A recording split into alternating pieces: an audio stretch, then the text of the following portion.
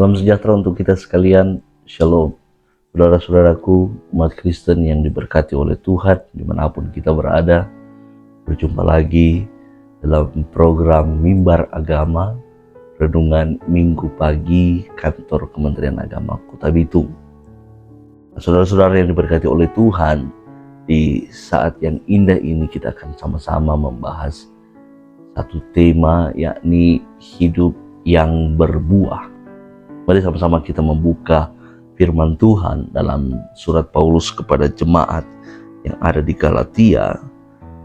Surat Galatia pasalnya yang kelima, kita akan baca ayat 22 dan 23. Tetapi buah roh ialah kasih, sukacita, damai sejahtera, kesabaran, kemurahan, kebaikan, kesetiaan, kelemah lembutan, penguasaan diri.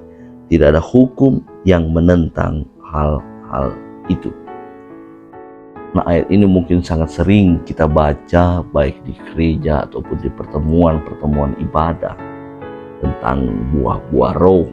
Bahkan kalau di sekolah minggu dulunya sering kita nyanyikan dengan ada kasih, sukacita, damai sejahtera, sabaran, kemurahan, kebaikan, kesetiaan, kelemah lembutan, dan penguasaan diri.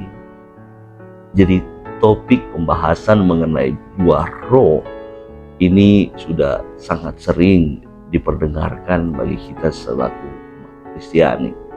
Nah, kenapa buah roh ini penting? Karena ini dikatakan buah, itu artinya ini merupakan sebuah hasil dari sebuah proses.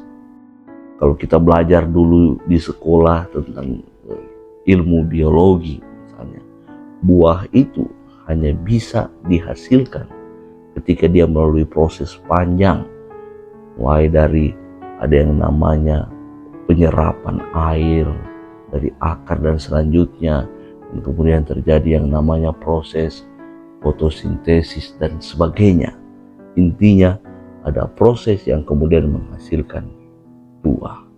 Selama prosesnya benar, maka buah yang dihasilkan pun itu juga benar.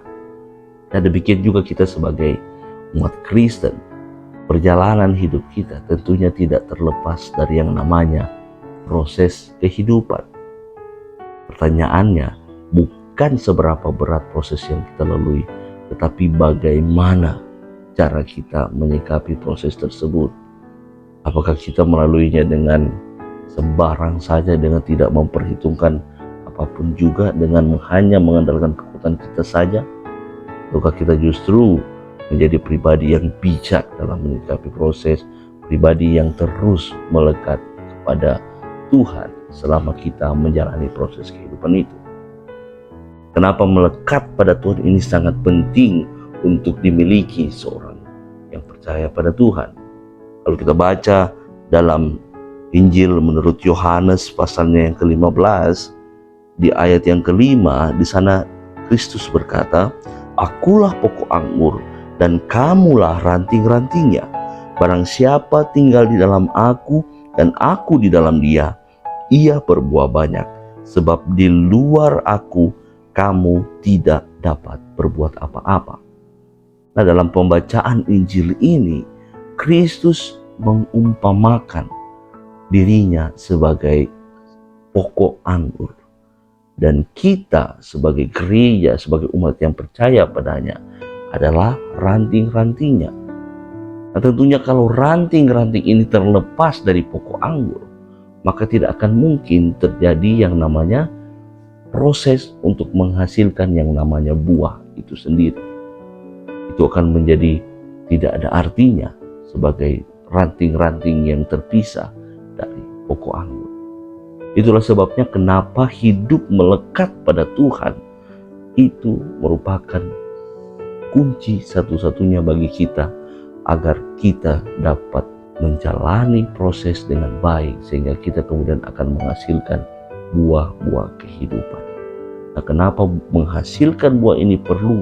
Karena ini merupakan ciri dari orang-orang yang percaya pada Tuhan, orang-orang yang hidup Kalau di surat Galatia dikatakan tidak menurut perbuatan daging, tetapi hidup menurut roh. Artinya orang-orang yang hidup di dalam tuntunan Tuhan, orang yang hidup di dalam penyertaan Tuhan. Nah, pertanyaannya, sudahkah kita menghasilkan buah di hari-hari ini?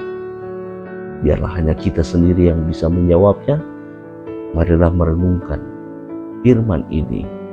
Setialah dalam proses, tetaplah melekat pada Tuhan. Maka percayalah, buah-buah roh itu akan kita hasilkan hanya untuk kemuliaan Allah.